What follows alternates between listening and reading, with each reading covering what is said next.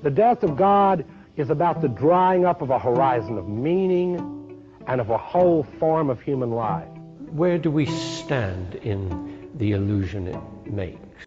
What kind of space are we invited into? The material relations between people become social relations between things. When we look at toasters, corn, and TVs, we still, to a large extent, live in the interregnum between worlds, if you will, or between paradigms. Not many people in the history of the world have faced that. Zero Squared is the Zero Books podcast. Vakhtang Gomelauri is a clinical social worker and therapist with a Lacanian bent, living in New York City, and he was on the opposite side of a Zero Books panel debate at this year's Left Forum. In this episode, we almost discuss Avital Ronnell, Postmodernism, and Lacan. It's Wednesday, August 20th, 2018, and I'm Douglas Lane, the publisher of Zero Books and the host of this podcast. We started a Zero Books reading group for our patrons. It runs $15 a month on Patreon, and the first book on our list is Alzum Jappe's The Writing on the Wall. Support us on Patreon and join in reading Jappe's book to participate in our online discussion. All of our supporters get access to the Symptomatic Redness and Alternatives podcasts, and patrons who donate $5 a month or more get access to the Inside Zero Books podcast as well, which means they get access to a second podcast every week. Patreon supporters are helping us to continue our YouTube channel and our other online projects like the online Capital Reading Group, which is scheduled for this coming Saturday at 9 a.m. Pacific. The music you're listening to right now is a cover of the Average White Band's instrumental hit Pick Up the Pieces by Marty Q. But in just a moment, you'll be listening to Vakhtang and I not quite discuss the deconstruction of Avital Ronnell.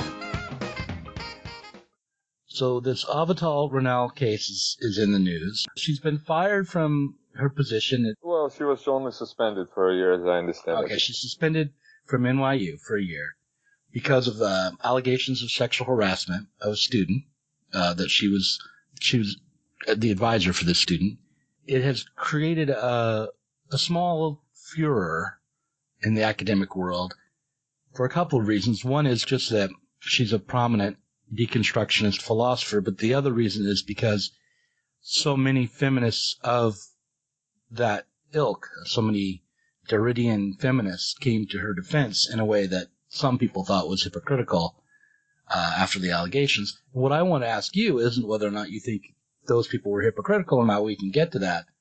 But whether or not you think this Derridian deconstructionist position might lead to hypocrisy generally, or might have ethical or moral consequences in action, and whether or not this is actually symptomatic of the theory as much as it is of the person. Another way to put this is like Althusser killed his wife.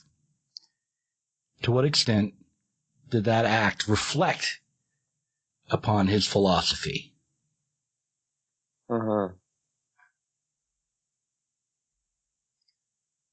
So so the ball's in your court. All right. Well, that's a pretty potent question. First, I wanted to start from saying something that I don't think is discussed much, that the whole idea of ontology, to my understanding, originates in 17th Seminar of Lacan, where he speaks about discourses. In particular, he connects it to the question of shame, right? So, honte, shame is, in French, sounds like ontology, right? So he connects these two words and creates kind of a neologism with new meaning. This helps him to speak how, for example, falling into the discourse of university with its shame in dominance is maybe something that mankind doesn't really need. And that's 69 or 1970. So fast forward to 90s, after the collapse of Soviet Union, Derrida writes this book on Spectres of Marx and tries to talk of ontology in a way that is different, I find, and which is, as I understood from his book, this thing that we do need some form of ghost, we do need some form of shame to remain messianic and almost religious way, violent cancellation of any form of metaphysic, and first and foremost applying the constructionist method to this ghost. When it comes to shame, Lacan created this idea of hauntology to refer to shame. How is it that shame can fill in the gap between the present as we experience it and the world as it is outside of our senses? Or to put it a different way, how is it that shame is ontological? How does shame fill in this place where we might think of the material world as existing? Tell me if I'm reaching here, but the connection is to ontology is through authority. When you refer to something metaphysical or ontological, you're referring to something that is, not to use the Lacanian phrase inadvertently, but that is real. If you can get in touch with what is ontological, then you can know what really, truly is, and that knowledge can then be the justification for your actions, whether they're political or social or personal. Having reference to the ontological truth would give you a support in your activity beyond what we think of as subjective support. It wouldn't just be your own activity that you would have to justify yourself. It would be justified by knowledge of the truth of the world. Correct, yeah.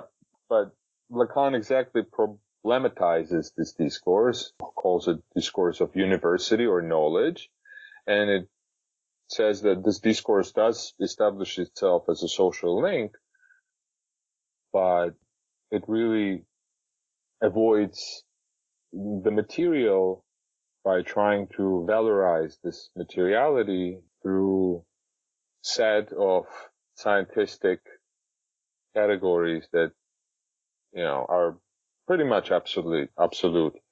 But the funny thing is that, of course, for example, deconstructionism is rallying against absolutes, but that's problematic. So shame would be this feeling of not getting in touch with the truth, right? Shame would be a recognition of your own lack, your own inability to touch ground and justify yourself ontologically.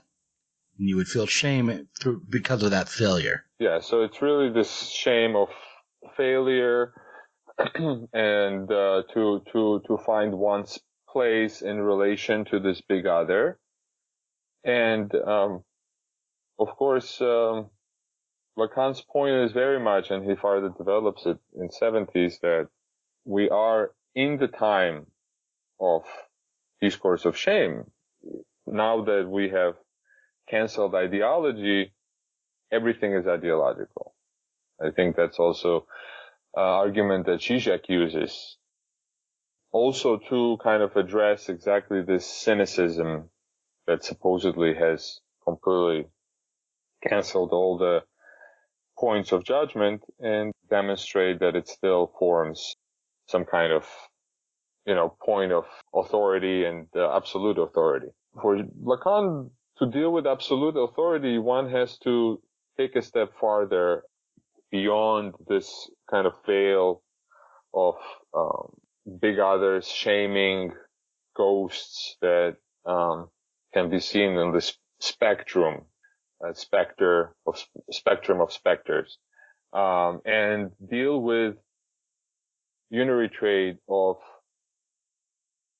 gaze, point in our reality that is structurally the point from which we see ourselves. So it's really the point of self-reflection that cannot be reduced to its multiplicity of big others components, and deal with this directly, or try to deal with this object of the unconscious directly. Of course, that's an impossibility because unconscious is barred from us.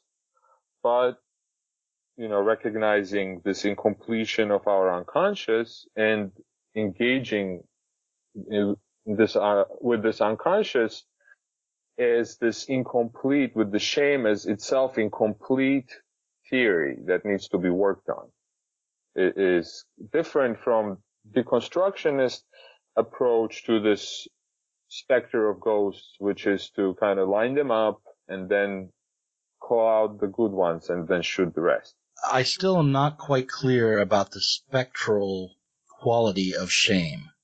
I think I have a beginning an understanding of that, but let's see if we can work it out a little bit. So you noticed, you're a philosopher of some kind or another, or a psychoanalyst, and you notice that when you try to ontologically ground your activities, that you can't. That you are all stuck in a subjective position, and that the reality of your situation is always out of reach. This is what it means for the unconscious to be barred from you as well, I think. That is, not only is the world outside of your perception out of reach, but even your own materiality and your own motivations and your own activity isn't transparent to you. That you come along after you're already in motion, say. So then this puts the justifications you might use for your own activity into doubt.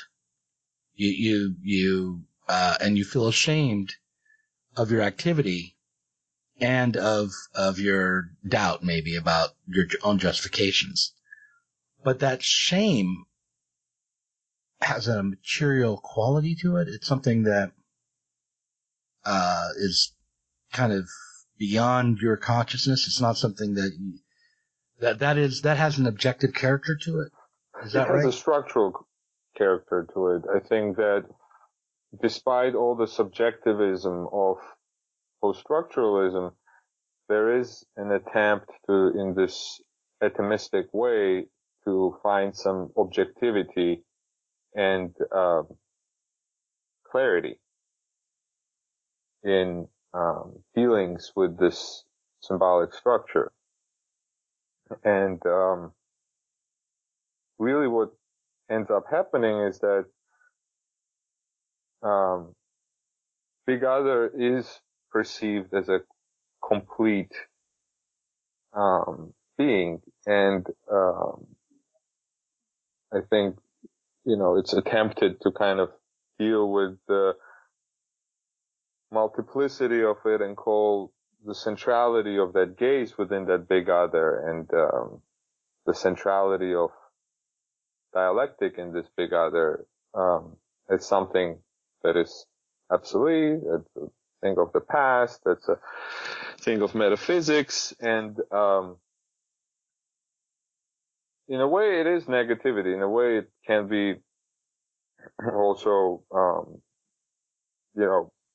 over-concentration on difference and how all signifiers are different, and something gets lost. Supposedly this unary trait is something that needs to be discarded, but really you have to deal with the totality of your judgment and where you position yourself in regards to it. Derrida comes very critical against Lacan's and Marx's positionalism, what he calls it.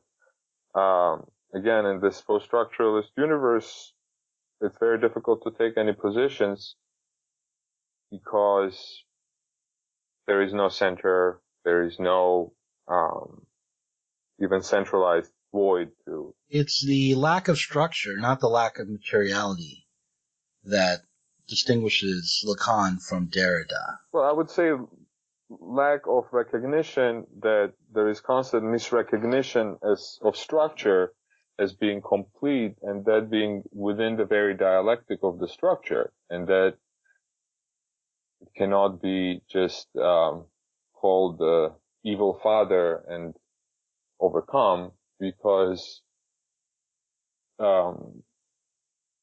it is this empty signifier that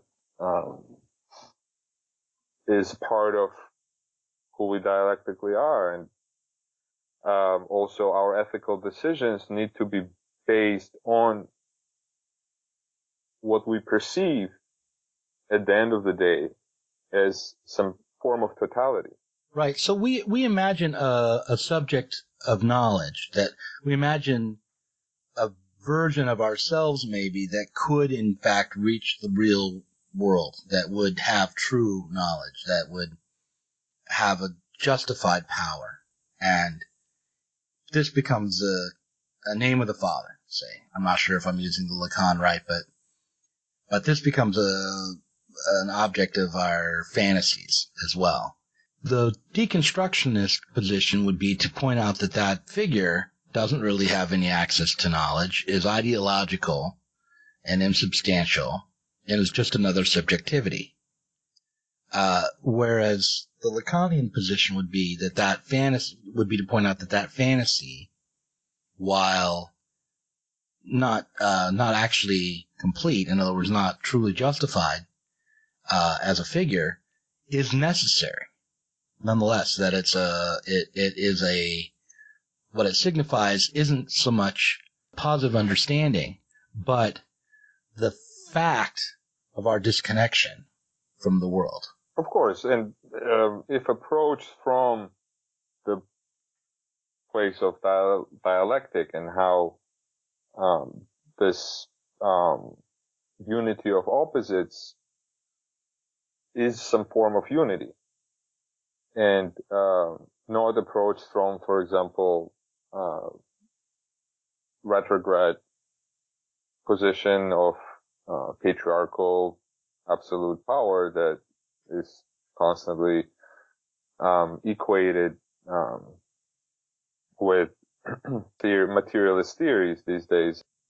And this is why, like, animal consciousness is so attractive to some postmodern types or post-structuralists, is because it's a kind of consciousness that can be imagined not to have that masculine subjective component, that can be justified without being disconnected, that is sort of blameless at the same time. Right, but the paradox here is that animals do see these shapes and complete forms in their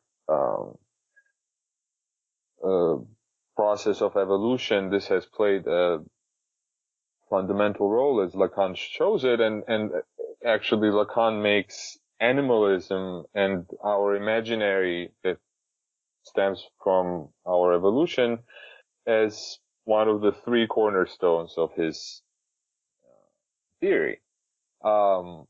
Supposedly, Derrida rejects this imaginary, wholeness, and deals with the symbolic and how it can be traced.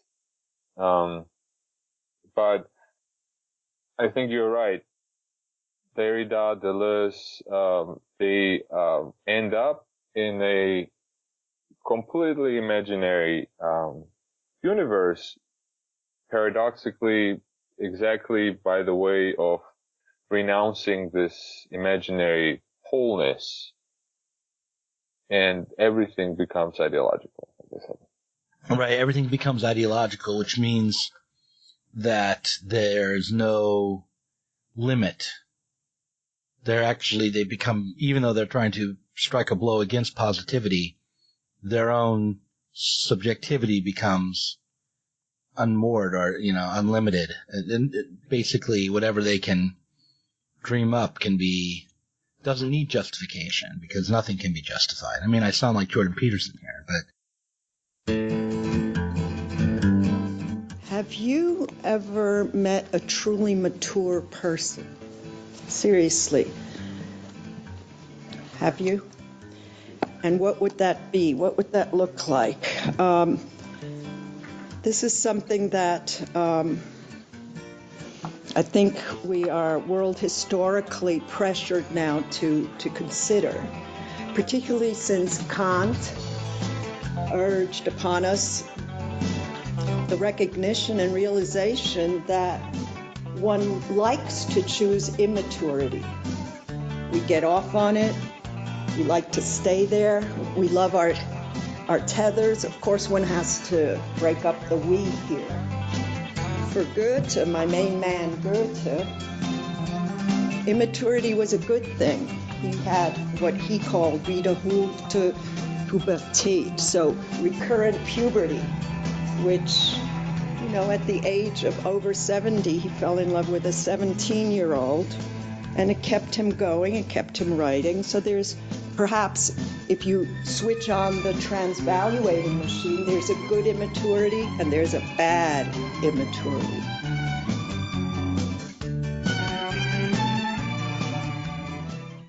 I really leave that first thing that you started with unanswered about Althusser. Mm-hmm. I think that, 70s and now we're kind of dealing with, or 90s and 70s, we're dealing with kind of two different collapses. 70s was dealing with collapse of 1968. 90s was dealing with the collapse of Soviet Union. One could say that, one of the manifestations of this crisis in 70s was also, but again, this is, just my speculation and in no way justification of, anything, that this was, maybe what's spiraled Althusser out of control and, or maybe he was in control and that's how he was gaining control through patriarchal domination over his spouse's body. And I think that another crisis that we're dealing with right now is Trump's presidency. And, I was thinking, about this, discourse of hysteric as this kind of revolutionary discourse, and then, discourse of Trump, which has been very much this hysteric revolutionary, hystericizing himself against, in a populistic way, media against, establishment, media itself, and such and such. And what crisis does this put, for example, the line of thought that bases its purity on the idea of firmly remaining within the hysterics discourse?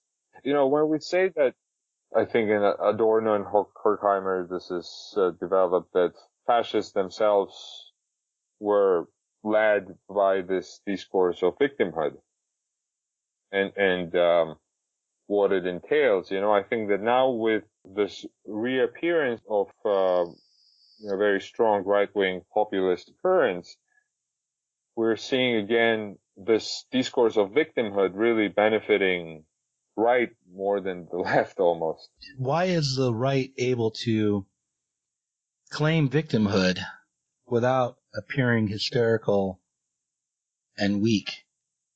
It is appearing as hysterical and weak, but that's its power, and that's the most powerful position you can really take in life, almost. And it's funny that like deconstructionists were presenting and critical theorists were always presenting this position as being this kind of castrated egalitarian point of no kind of violence or no problem. I don't think that Trump wants to feel weak nor appear to be weak.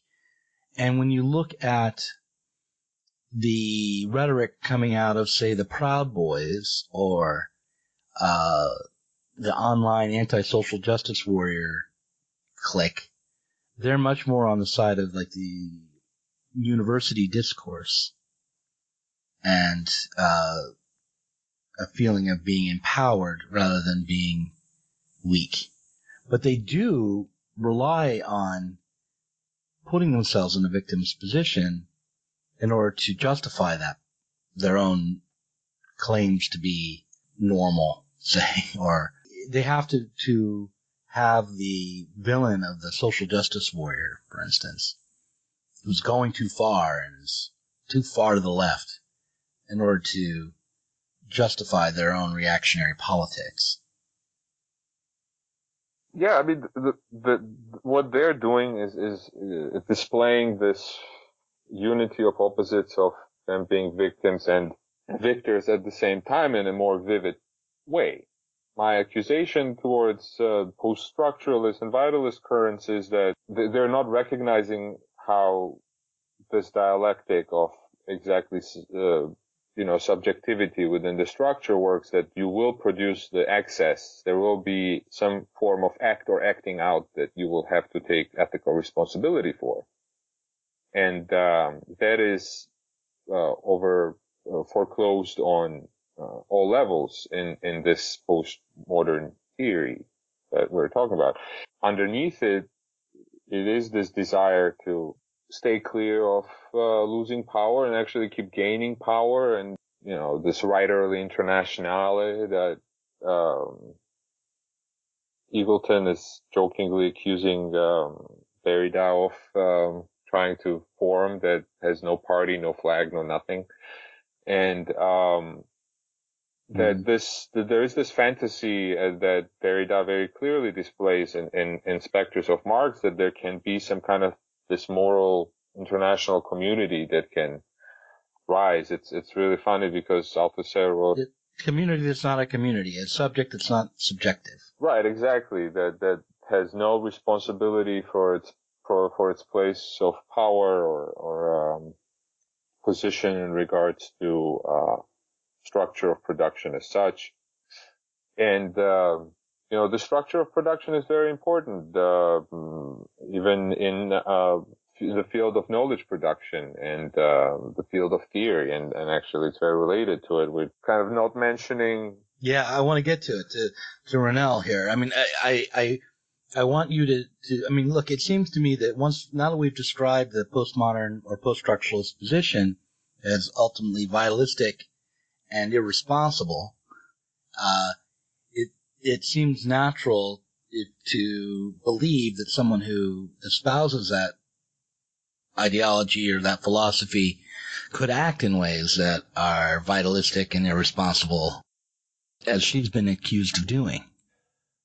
Yeah, but earlier you mentioned that there were a lot of also feminist authors. I haven't really looked at the list of people who have signed the letter in her support, but one of them was definitely Zizek, right? And right, yeah, Zizek is one. Another is Judith Butler. And Zizek is definitely not somebody who is in this deconstructionist camp and has been very critical of it in many ways, though I spoke about Hegelian humanism a bit earlier today, and I think that his Hegelianism lends him interesting bedfellows, though, maybe without this Hegelianism, he would not have been where he's at, and without these bedfellows. But more importantly, I want to emphasize how, again, this process of production has been really foreclosed by these discourses from us, even within academia, and so, I would want, probably at least Zizek to be more oriented towards analyzing social links like he was doing it in the 90s, because, I understand he's an intellectual who is really producing books, and he decided not to ground himself in any one institution really. But in a certain way, this is also a kind of gift to this discourse of, unaccountability, and just how this knowledge is being produced, and how we live in this kind of contract freelancer economy and such. But even within this economy, and with this claim of academia that it's nothing but a victim, and especially humanities, we still have to, I think, again, not be too humanist here, but deal with the structure and the problem with the structure of their theory and what is ignored in this, exactly production of surplus knowledge, production of power relations within the social link, that I believe, and I've spoken with you once already this year on podcast, and then we had a panel, and in both cases I emphasized exactly that we need to deal with production in social links on all levels at this point in history. And I just wish that these signatories would have been the ones who would have spoken of exactly like right now. This is a sign for us to look at how, the left has really very internal problem of, not having applied material analysis of what it's doing, even in its exiled intellectual field. I really think this is the place to start. Like, this is the call, I think, a good time for a call for, dealing with materiality of ethics on all interpersonal discursive levels, So, to put that in concrete terms, do you mean that the left needs to address its own nepotism and inequality? Well, not address. It's a constant process. I think that it needs to adopt a discourse of responsibility for every position that anybody ever takes, and without this kind of blank spaces that basically allow for then, absolute powers and such, but that's not really, that's a symptom. So this would be another way of saying there'd be some discipline. I mean, it does require, I think, collective recognition of limitations of the big other, and how one has to really kind of step in and structure something if they don't want it to be structured by what already exists, so to say. So, yeah, in a way, this is sometimes perceived as a discipline, but, it's really just something that occurs as an alternative and parallel to existing structures that have plenty of discipline. And we're very disciplined people, and Americans are one of the highest disciplined people in the world, according to work ethic and such. I don't know. There was some research on that. And, Well, here's what I would say to that, is that if we are going to do what you're asking, which is come up with our own structures of understanding and organization and our own sort of left standards, what we can't do is let the already existing institutional standards, say in the university, make up our minds for us about somebody like Avital Ronnell. Like, the question for me is still an open one as to whether or not she acted inappropriately. Or, that's probably the wrong way to put it, because inappropriately, people can act inappropriately. Whether or not she violated some set of rules around sexual harassment, or whether she assaulted this fellow, is still an open question. There's been some allegations, and how we understand those allegations, can't be determined by the mechanism of Title IX, not if you're actually on the left. And from where I'm sitting, you have to have something like equitable due process, and you can't foreclose the possibility of self-defense the way that Title IX does. So I mean, I would put her. No, I definitely, don't think that, this is any time to celebrate, kind of proper functioning of this machine, because I don't know if it functioned properly. I don't know if this was really something or more or less. I did read some also things that were presented as factual evidence, but well, like, just as an example, if she were to release the messages that he sent to her during these 3 years that they were engaged in this relationship that was apparently abusive, then she would be accused of violating his privacy and blaming the victim.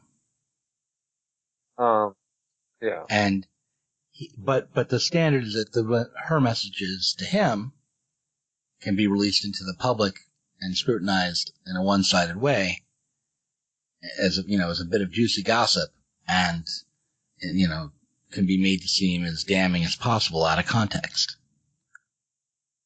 Yeah, I mean, this is already problematic that this needs to be or could be, judged in a court of a public opinion, because, there is supposedly an institutional process for that, which is already problematic. But again, if somebody buys into an institution, to a certain extent, they buy into this, not only contractually, I think, but of course, this also involves the process of whistleblowing, right? And so theoretically, if, she has, emails that proclaim his love for her or something like that,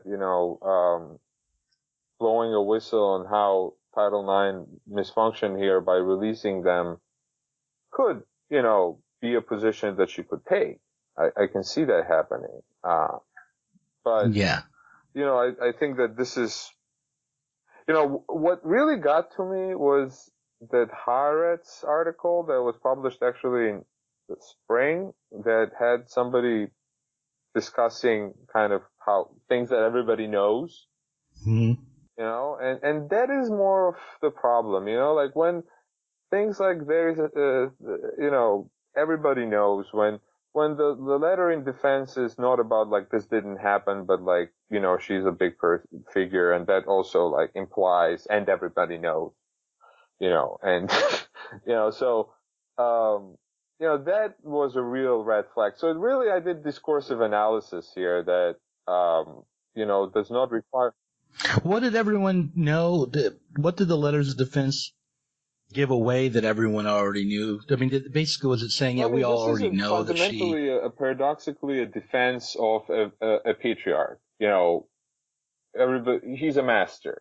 I mean, in a way, after all these decades of cancellation of the master by deconstructionists, it's the only defense that comes to her support in this case, how great of a master she is, and exactly this mastery is this empty space in which then things are excluded out of, for example. In other words, allowances are made for the king. Right. Yeah, but the king is also naked, but that, that was right. a big discovery for post-structuralists, but that was really there in structuralism as well, without any doubt. Mm. Right. I mean, if you've ever hung around with people who've been a part of a cult, one of the things that happens is that the guru inevitably takes advantage of his flock sexually. I mean, that happens a lot. And it's really interesting because usually these days in these kind of new age cults, the guru position is the position of the least amount of subjectivity, the most humble person. The enlightened person is the one who's gotten beyond desire, right? And who knows that their own identity is a fiction, say. That's the enlightened position. I'm tired of being small. I've experienced things. If you're tired of it, you're not finished with it yet. When you're tired of it, that feeds it. What you react against, what you don't like, you need more of. It works counterintuitively. So what can I do to change that? What new behavior can I practice? What you just did with your hand.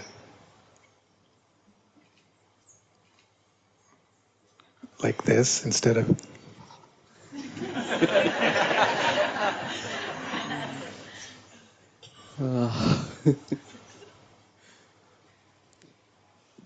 That's it?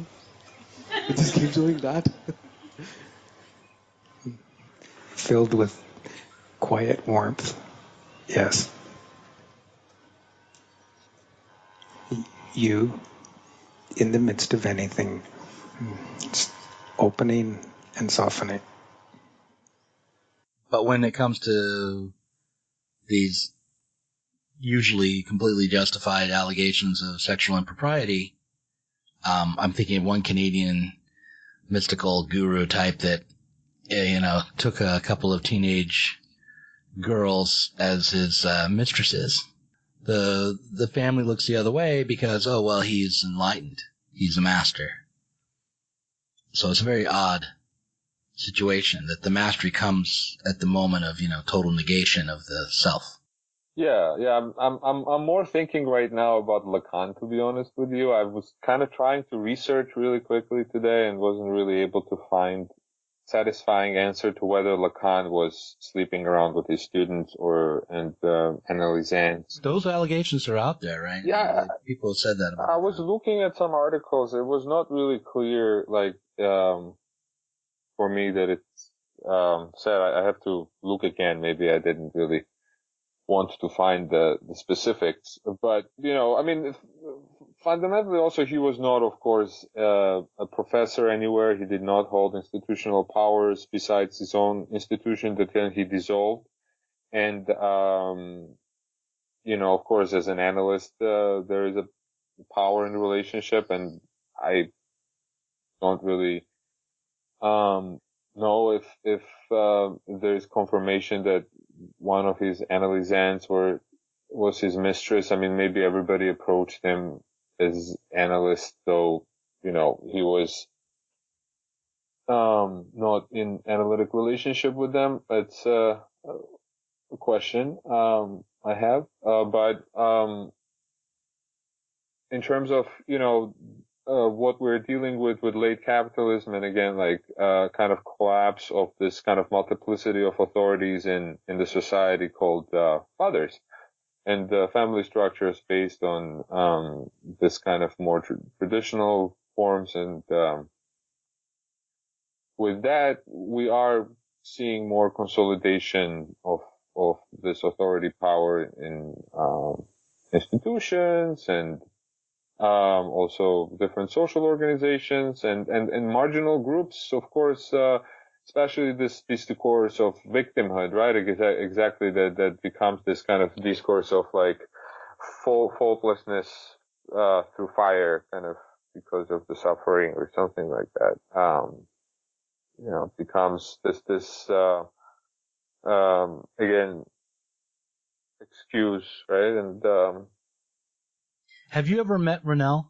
Just out of curiosity, have you ever spent any time with her? Did she touch you inappropriately? No, Zizek was always there as a father to make sure that I would remain castrated. But no, seriously, last time I saw her, I was able to spark a little argument between her and Zizek when she suddenly interrupted me and said that, oh, this is too cliche. And then Zizek returned to her and he was like, but cliches is what we need right now. It's time for cliches, and I don't remember. I mean, it's on the NYU post.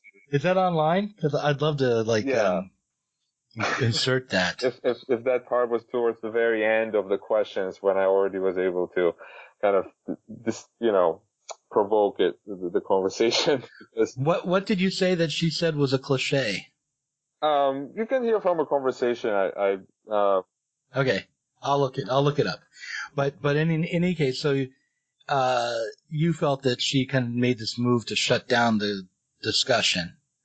Well, it was already towards the end of the lectures and question time, so she was in that position. But I think what came out as the result of this cliche and, what it represents is just a unary trait, that even if it's stupid, even if it's incomplete, we do have to take responsibilities for the, links that are established, relationships, and political positions, and Sorry? Absolutely. Radical democracy. What does it mean? I don't know. Hegelian negativism, criticizing everything, basically. No, I'm extremely engaged concretely here and there. Radical democracy, if you ask, I'm not a fetishist of democracy. I can well imagine examples, even bourgeois ones, acceptable to people. Look, this is my usual provocation. Once I was with Finkelkraut in that stupid radio talk. Now you're really going No, low. but I will very short. Sorry, this is interesting. And I told him, can you imagine a situation where you have a legitimate government, undoubtedly democratically elected, and then a tiny minority calls for fighting against this government and brutally starts killing it? He says no. I told him General de Gaulle. Every history of France tells you that first, this is the oppressed part. Pétain was, when Germans were advancing to somewhere down there to Bordeaux or I don't know, to Toulouse, the French Assemblée Nationale withdrew there, and Pétain was legitimately in a formal democratic sense, of course, nominated the ruler of France, and undoubtedly, communists admitted this. Somewhere till 42, if there were to be so-called free elections, Pétain would have probably won with 90%. What General de Gaulle did absolutely was not democratically legitimized. His idea was, no, we don't recognize this government and armed struggle. We start killing them and so on. I'm here on de Gaulle's side. So, but even Ernesto Laclau is more ambiguous here. For some time, he was more for democracy in the sense of, blah, blah. Then, all of a sudden, he had hopes that he will become what he later has become in Argentina, that is a state philosopher of Chavez. And all of a sudden, he started to talk about progressive potentials of military coup d'etat, and so on. You know what I mean? Radical democracy is, for me, again, it doesn't tell enough. It's too empty a word for me. Thank you very much for emptying out some of these cliches, and let's continue. Wait a minute. No, now we're done. Criticize you, yes. We're done. Here I protest against you. The best line of Sam Goldwyn is, the legend when some studio was criticized by some journalists. There are too many old cliches in your movies. He wrote a memo then to his scenario department. We urgently need new original cliches. It's deeply true because it's easy to be original with just originality. The true revolution is to introduce new cliches. Cliches are the stuff of everyday life. We need new cliches. And I'm afraid if you pursue this revisionist line, I wonder if there will be a place for you in this society of new cliches. Because, honestly. Well, let's thank you very much.